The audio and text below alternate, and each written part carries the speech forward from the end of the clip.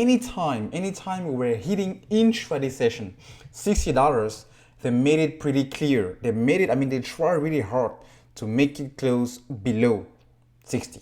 Okay, like June 14, 56. The day before that, 58. We did hit 63 at a time, but again, we closed yesterday around 59, and then the whole dip today to close around 55. Well, here is exactly why they know. First of all, you have to look at the options, and this is what I think this is the main reason. It goes back to this call option volume.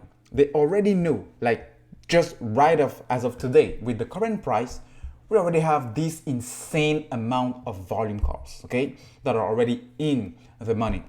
Well, when the market maker who sold these calls, will have to cover, maybe not all of them, but at least some of them are majority. Well, it means this translating into shares, it's 42 million shares. So if they have to buy 42 million shares, that's incredible. But let's just say they have to buy half of it. That's 24 million, 26 million shares. That is just insane, all right?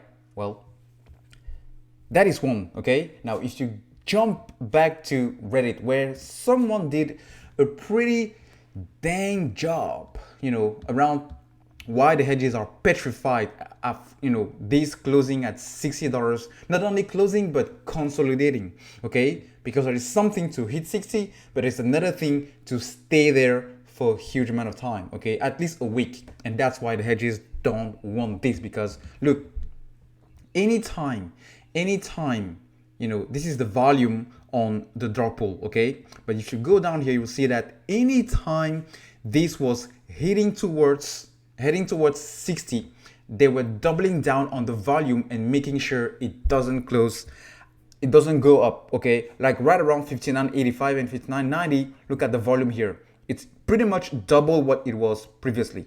Same thing around 59.65, okay? And then back then around 59.66, but you can see it goes down all after that. And then once we hit 59.93 again, the volume again, is kind of high.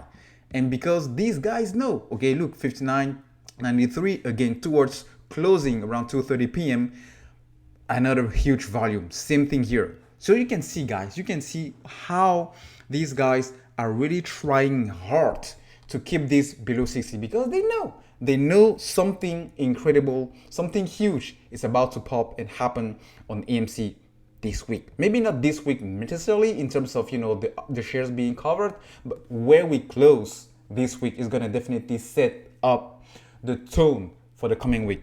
Okay, and if you follow here, they're comparing the VWAP between AMC and GameStop, and why it's higher on AMC, and translating into this huge activity from the shorts to really make sure that the share price doesn't close or at least consolidate around $60. Guys, just be honest, all right?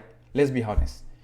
If we have this amount, this is a dark pool data, minus 400 million shares being shorted, it will then explain why people are buying AMC stock every single day, every single week, but then we're not even going to $100, because normally without the short squeeze, without the short positions and people buying that regularly and frequently and holding, we should be already trading at $1,000 a share.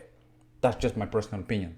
Well, it does make sense, because if already at $60, 65, 55, they're already losing dozens of billions of dollars in terms of couple of days. Just imagine how insane amount of money they're gonna lose if we hit 100, when we hit 150, when we jump to 500. It's gonna be insane.